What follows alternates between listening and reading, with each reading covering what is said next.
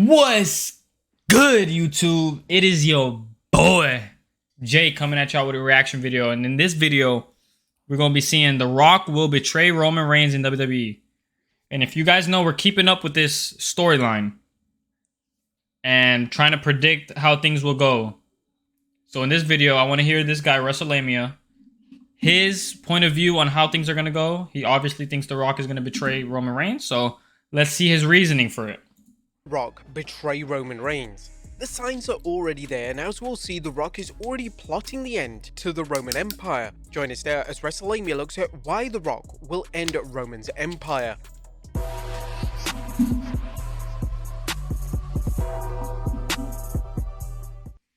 Be sure to subscribe and hit that notification bell for daily wrestling videos, and follow us on Facebook for exclusive Like, comment, subscribe, y'all. Like, comment, subscribe to me. On WrestleMania Shorts. The Rock is back, and judging from what fans saw at WWE's WrestleMania kickoff event in Vegas, The Rock is now aligned with Roman Reigns. Or is he?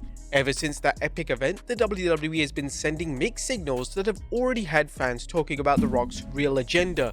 Is he working as a double agent for Cody and waiting to betray Roman Reigns? Is The Rock looking to become the head of the bloodline? Is there something else on The Rock's mind? Well, this is more than speculation because fans have already pointing out clues they've seen on TV that support their theories. Let's look into them. The first being, the clues are no accident. Now, sometimes fans can read too much into things they see on TV because they are hoping for a big angle to happen or just something good to occur to their favorite wrestler. As longtime WWE fans know, the WWE storytelling wasn't always a thing of beauty. Storylines wandered all over the place, often being dropped without notice, whether it was a SmackDown hacker or Liv Morgan's love triangle with Lana and Bobby Lashley.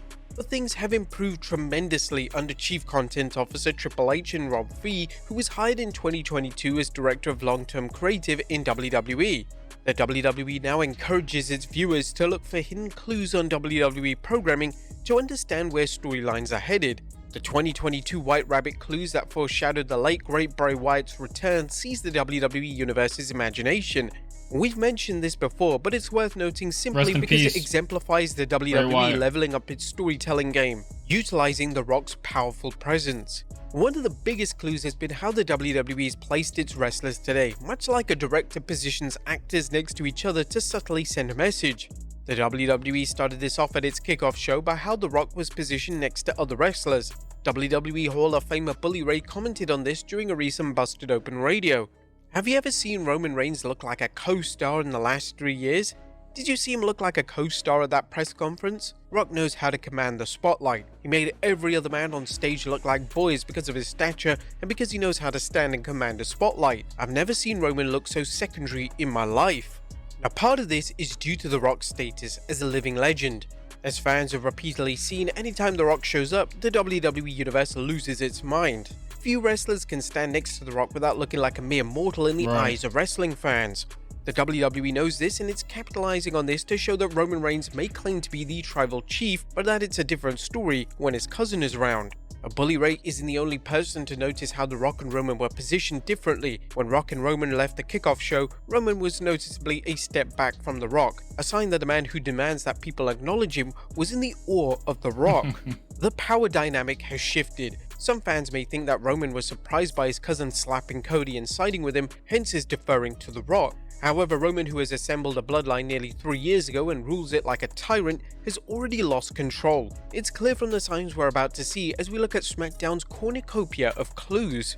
More clues emerged on the 16th February SmackDown when The Rock showed up to a... Yeah, now here's where we're gonna get to the juicy parts, because here we can see more things I kind of seen these on Twitter, but I hope he gets into it. Let's see. Addressed the WWE Universe about the fallout from the kickoff show and Cody Rhodes' decision to challenge Roman for the title at WrestleMania 40. The first was that as soon as The Rock showed up, and it's worth mentioning he made separate entrance from the rest of the bloodline, all eyes were on him. When The Rock began cutting his promo, Roman didn't say a word. Is this because The Rock has already taken control of the bloodline? Well, some fans think so, and one of the reasons fans believe The Rock has already established himself as a new tribal chief is that The Rock has interacted with Jimmy, Solo Sikoa, and even Paul Heyman.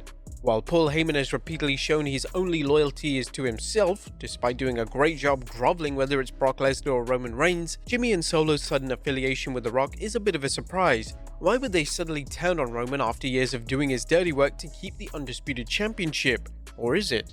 While fans have already seen Jey Uso break off from the bloodline, at one point Jimmy Uso seemed willing to as well until he made the odd decision that he didn't want the power to go over Jey's head, which was supposed to explain Jimmy costing Jey's victory over Roman at SummerSlam. Fans have seen Solo Sikoa second-guess Roman and even seem like he was ready to deliver a Samoan spike to him. It's possible The Rock has been in touch with all three, perhaps working a coup from within. This could explain how Paul Heyman seemed to look up at The Rock at the WrestleMania kickoff and seemed in awe of him. It may seem like a stretch, but not when you watch The Rock's appearance on SmackDown. Not only did he seem to ignore Roman in terms of talking with him, he pointed to Roman and told him that Cody's story was ending, but their story was only beginning. As we noted in our analysis of SmackDown, The Rock did not give the same hand signal as the Bloodline, that is raising their index finger to symbolize that they're one. Instead, The Rock had his index finger raised and his thumb pointed at Roman. Or was The Rock making an L for loser? Well, some fans think so. Now, is The Rock referring to an alliance with Roman? The Rock did refer to the Bloodline as a duo, which led to Solo and Jimmy raising an eyebrow. Is The Rock sowing dissent in the group to break it apart before WrestleMania? If so, what kind of con is The Rock playing? Looking at all these clues, there appears to be contradictions. The Rock said that the Bloodline is a duo, so why would he be conspiring against Roman? Also, The Rock told the fans he would do everything to make Cody lose.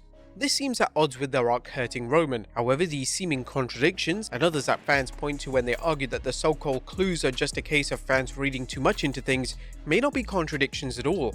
The Rock's reason for saying the Bloodline is a duo may be to lull Roman into a false sense of security and not seeing that he's being disposed of.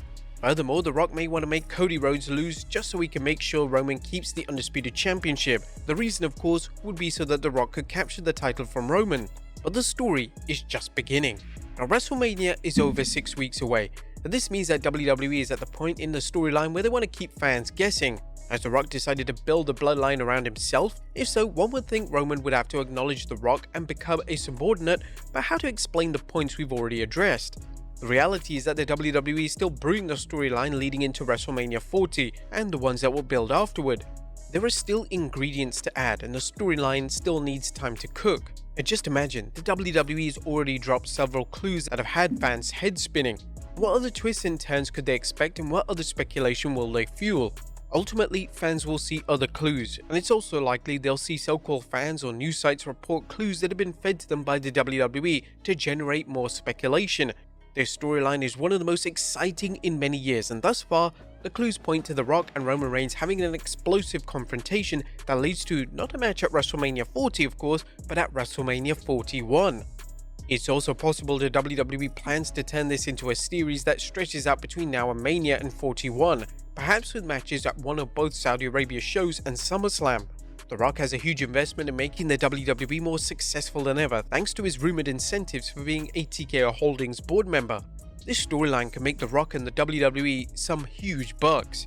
But don't get us wrong, this doesn't mean that every clue that fans point to is conclusive evidence where things are going or whether it was meant to be a clue at all. For example, one theory points to The Rock wearing a leopard spot print during his SmackDown appearance, as some fans believe that this was a subtle clue that leopards don't change their spots and that The Rock isn't suddenly turning heel after years as a babyface.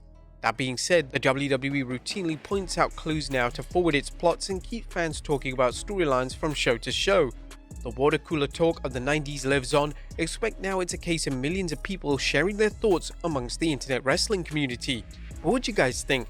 Let us know in the comments down below, and I'll see you next time with some more wrestling content. I'm gonna tell you what I think right now. I don't think The Rock should take the title away from Roman just because he's another part-timer. And what does it look like a part-timer taking it away from a part-timer? At that, an older part-timer. Rock is like 51. I feel like if somebody takes away, it should be Cody, but then how long? But then Cody would have to hold it for like a year or something like that. Because no way he's going to get it and then lose it like 2 months, 3 months later. You know what I mean? I don't know. Like, they can go a lot of ways. Or just keep Roman with it until somebody worth it comes. You know what I mean? CM Punk is not gonna be able to take him out, I don't think, just because he'd need like Nexus to come back or something to take him away. But I don't know. I don't think The Rock should take away the title from Roman. They could have a match for like the head of the table, or to dethrone. You know what I mean? Like something, but to give The Rock the championship, because then who's The Rock gonna lose it to? You know what I mean? Like we've already seen this story before with John Cena, CM Punk. Like you know what I mean? Like we've seen this story way too many times with The Rock. We know how it ends. The Rock ends up winning, but who's gonna take it from The Rock? You know what I mean? I don't know. Let me know what you guys think down below. Like, comment, subscribe, and catch you on the next reaction video. Peace.